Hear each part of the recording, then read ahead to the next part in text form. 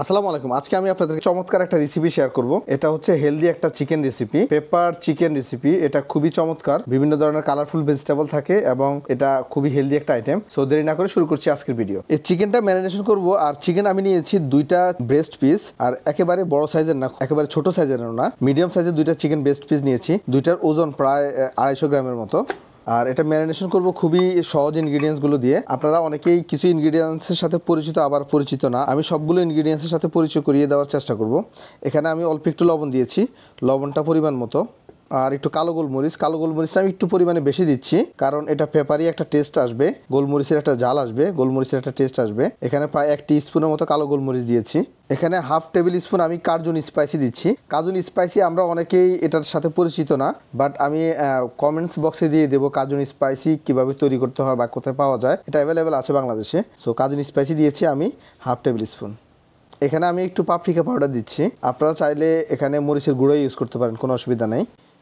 Paprika powder দিয়েছি 1 teaspoon. আর আমি অল্প একটু লেবুর রস দিয়ে দিচ্ছি। আপনাদের যদি লেমন জুস না থাকে বাসায়, চাইলে একটু সিরকাও দিতে পারেন, তবে 1 টেবিল স্পুনের বেশি দেওয়া যাবে না।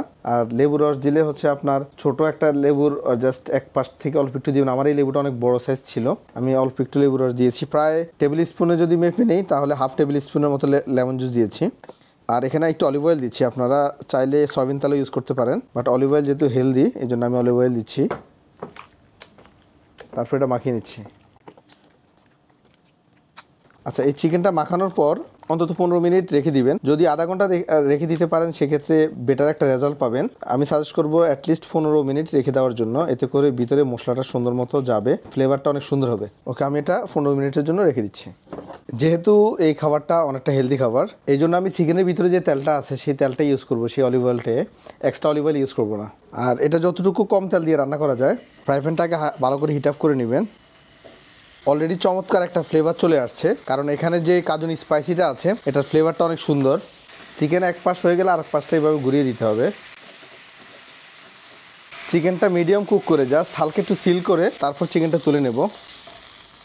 তারপর এখানে আমি সবজির ভিতরে একটু ফুলকপি দিয়েছি, আর একটু যে পেঁয়াজ পাতার গোড়া আছে সেই গোড়াটা দিয়েছি, আর একটু হলুদ ক্যাপসিকাম, আর একটু লাল ক্যাপসিকাম, আর একটু গাজর। এখানে আপনারা কালারফুল ক্যাপসিকাম ইউজ করতে পারেন, এতে করে ফ্লেভারটা অনেক ভালো আসবে। আর একটু সবুজ ক্যাপসিকাম। এই সবজিগুলো ছাড়া নর্মাল যে সবজি আছে, পটল, কাঁচা পেঁপে, এগুলো ইউজ করতে পারেন, কোনো অসুবিধা নেই। রেস্টুরেন্টে মূলত আসলে এই কালারফুল সবজিগুলো ইউজ করা হয়, কারণ এগুলো দিয়ে টেস্টটা অনেক ভালো আসে। আর একটু মাশরুম দিয়েছি। মাশরুমটা ছিল ক্যানের মাশরুম, ফ্রেশ মাশরুম না।